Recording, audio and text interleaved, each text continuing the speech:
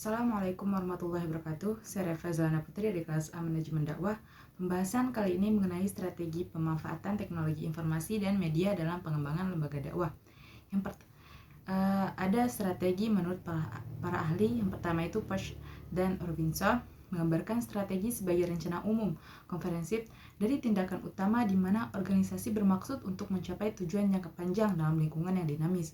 Yang kedua, menurut Stephanie Marus yang dikutip Sukristono mengatakan bahwa strategi adalah proses pembuatan rencana pimpinan puncak yang berfokus pada tujuan jangka panjang organisasi. Yang ketiga, ada Hamei dan para halat juga mengatakan bahwa kompetensi ini sebagai sangat penting. Strategi adalah tindakan inkremental, tindakan terus meningkat dari kesinambungan dan dilakukan berdasarkan sudut pandang harapan pelanggan di masa depan. Oleh karena itu, rencana hampir selalu dimulai dari kemungkinan daripada fakta.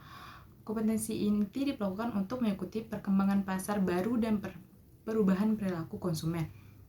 Yang keempat, menurut Webster New World Dictionary, definisi strategi adalah ilmu perencanaan dan penentuan arah operasi-operasi militer berskala besar. Strategi adalah sebagaimana menggerakkan pasukan ke posisi paling menguntungkan sebelum pertempuran aktual dengan musuh. Johan Anbrain mendefinisikan strategi sebagai sebuah pola yang mendasar dari sasaran yang berjalan dan yang direncanakan, penyebaran sumber daya dan interaksi organisasi dengan pasar, pesaing dan faktor-faktor lingkungan. Sementara itu, Jack Trout dalam bukunya Trout on Strategi, inti dari strategi adalah bagaimana bertahan hidup dalam dunia kompetitif, bagaimana membuat persepsi yang baik di benak konsumen menjadi berbeda, mengenali kekuatan dan kelemahan pesaing, menjadi spesialis menguasai suatu kata yang sederhana di kepala, kepemimpinan yang memberi arah dan memahami realitas pasar dengan menjadi yang pertama daripada menjadi yang lebih baik. Selanjutnya itu ada pengertian strategi dakwah. Kata strategi pada mulanya sangat akrab di kalangan militer. Secara etimologi berasal dari bahasa Yunani, yaitu strategos. Adapun strategos dapat diterjemahkan sebagai komandan militer pada zaman demokrasi Athena. Strategi dipakai dalam perspektif militer sejak zaman kejayaan Yunani sampai Romawi, sampai masa industrialisasi.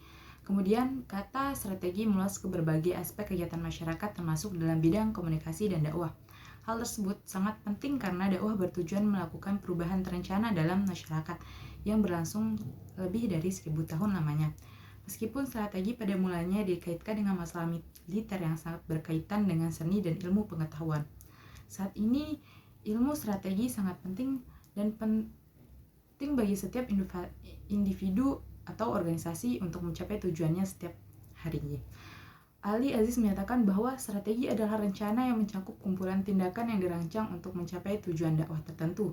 Pada dasarnya, strategi adalah kombinasi dari dua elemen, yaitu perencanaan atau planning dan manajemen atau manajemen untuk mencapai suatu tujuan.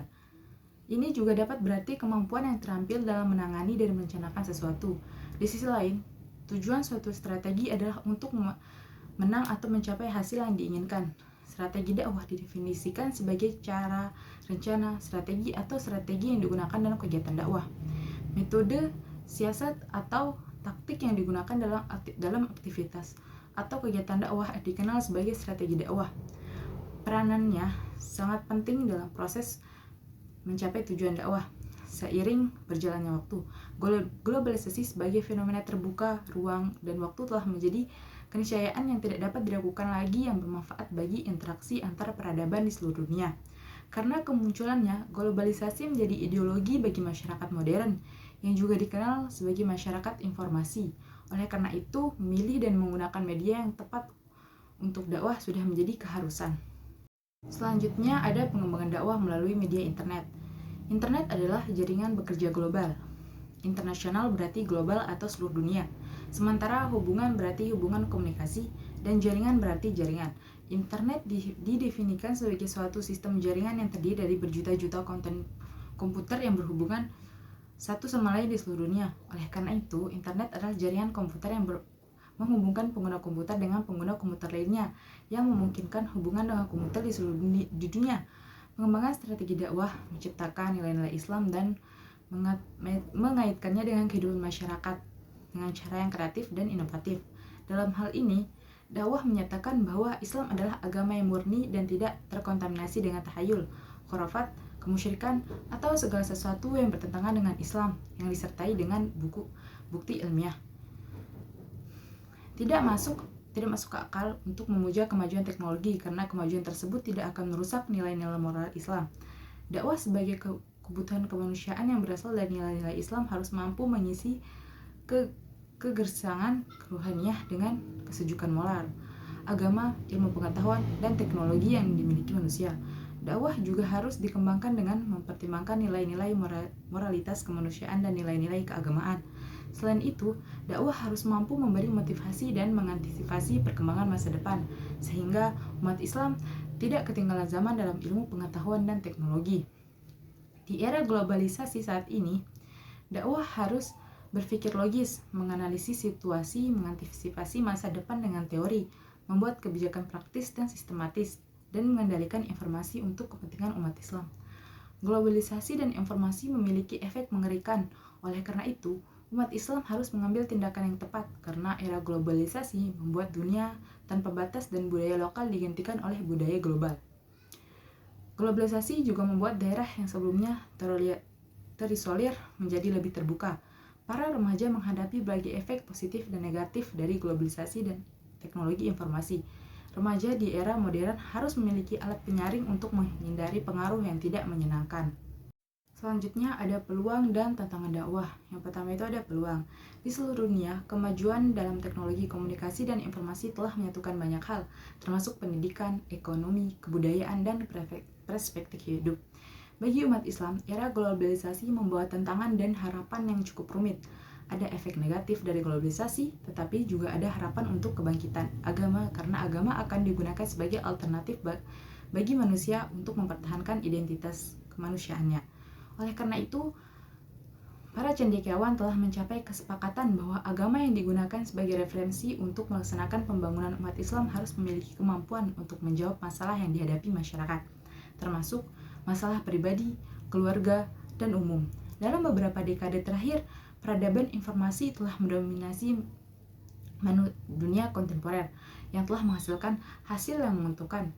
Salah satunya keuntungan dari peradaban informasi adalah bahwa memberikan kesempatan bagi dakwah untuk digunakan sebagai media dakwah. Bahkan para agamawan, termasuk para ulama, telah diberikan dukungan dalam mengembangkan agama mereka, baik dalam hal terstruktur dan kelembagaan maupun dalam hal meningkatkan ajaran mereka.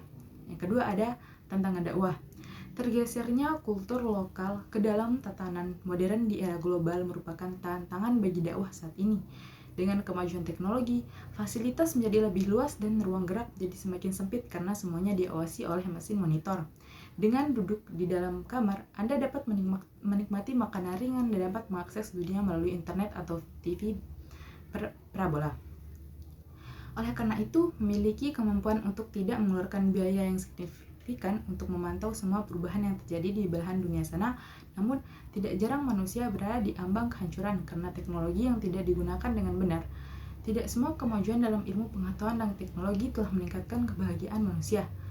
Ada efek negatif dari peradaban ilmu pengetahuan dan teknologi dan informasi ke arah agama.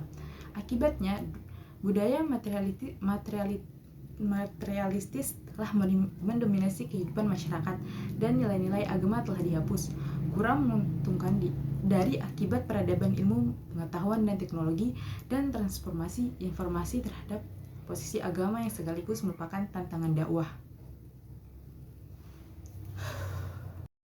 Hanya itu yang dapat saya paparkan, kurang lebihnya mohon maaf. Wassalamualaikum warahmatullahi wabarakatuh. Audio Jungle.